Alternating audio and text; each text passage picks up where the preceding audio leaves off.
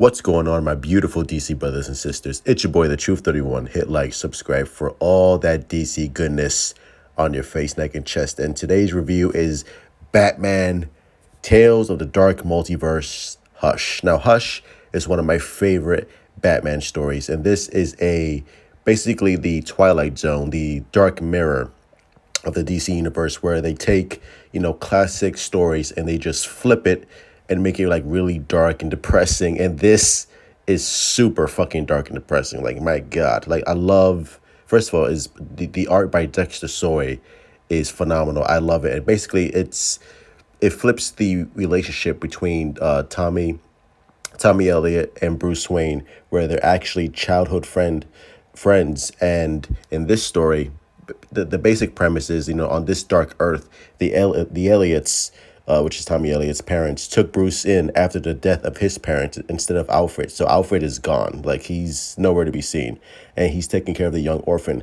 The Elliots were, unfortunately, the Elliots were unable to help Bruce like Alfred could have, and Bruce basically just descended like slowly into madness, with Tommy having him admitted to Arkham Asylum for treatment. So Bruce Wayne is essentially like a child of Arkham. Like he basically had his whole childhood be in Arkham Asylum, which just ties into the psychotic nature of Bruce Wayne in this story, which is brilliant writing. And shortly after the deaths of his own parents on the road, in the present day, Bruce Wayne has supposedly died in his sleep in Arkham, which is like the way that story gets wrapped up, and the explanation and the plot twist is fucking phenomenal.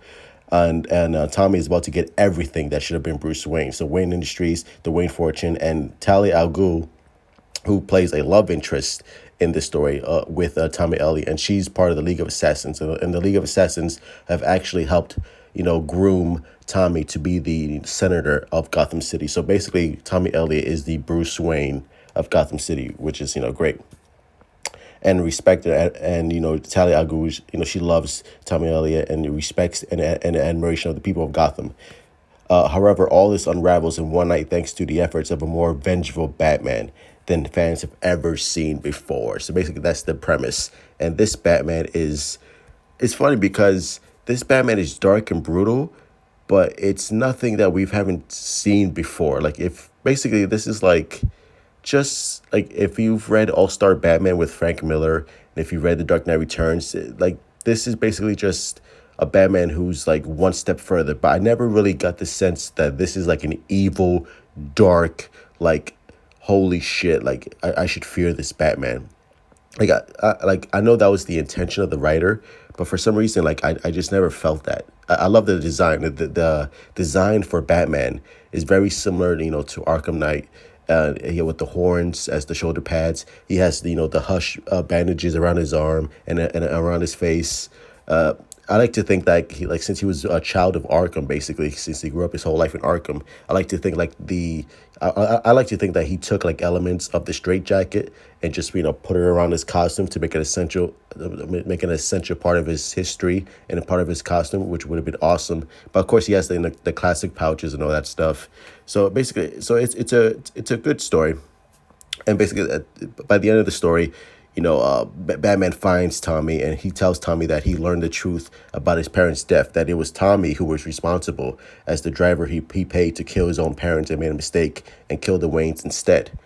But which is very similar to the Hush story, which is like slightly different alteration. And on this Earth, the Waynes and Elliots went to the Monarchy Theater together, so they were both killed at the same time, which is awesome, by the way. Not that fucking killing, the parents is awesome, but you know what I mean. Bruce also reveals that he received training from the inmates of Arkham. So basically, I forgot his name. Amadeus, Arkham Amadeus. Basically, all the people in Arkham trained him to be the man he is today. So people who taught him how to fake his own death. People who taught him how to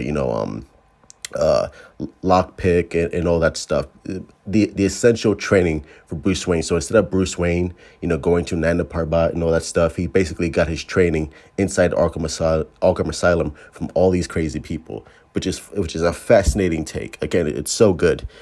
and Barbara Gordon is also in the story, and Jason Todd and Black Canary. They all play an essential part of the story, and Dick Grayson is also part of the Court of Owls, who like who helped groom Tommy Elliott to be the senator of Gotham City. Basically, Gotham City is just one big corruption with Tommy Elliott at the center controlling everything. Well, but he's part of but basically the League of Assassins and the Court of Owls are helping control everything, and Tommy's just like basically a pawn in this stuff.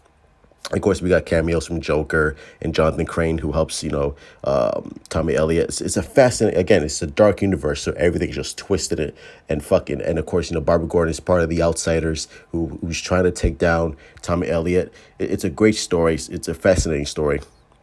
It's so cool, the way they tie in all the DC characters and just flip all the characters into just the deepest, darkest counterparts of their natural state. It's fucking awesome. Basically, the creation of the Batman Asylum is very dark. Is very intriguing.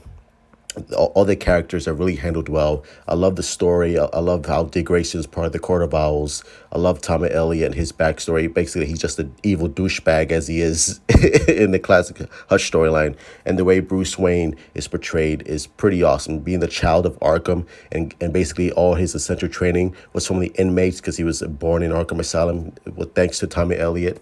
And of course, cameos from Barbara Gordon and Jason Todd all play a role. It's a fascinating story. It's a great start from the Tales of the Dark Multiverse book. But yeah, go read it. If you love this shit, I highly recommend it. But anyway, those are my thoughts. Smash that fucking like button, my beautiful DC brothers and sisters. Subscribe. Hit me up on Twitter, Instagram. Let's continue having a DC conversation as always. Support DC. Love DC. Tales of the Dark Multiverse. Hush. I highly, highly recommend it. So go pick it up at your local comic book store because you won't regret it, because it's DC and DC is awesome. Truth out.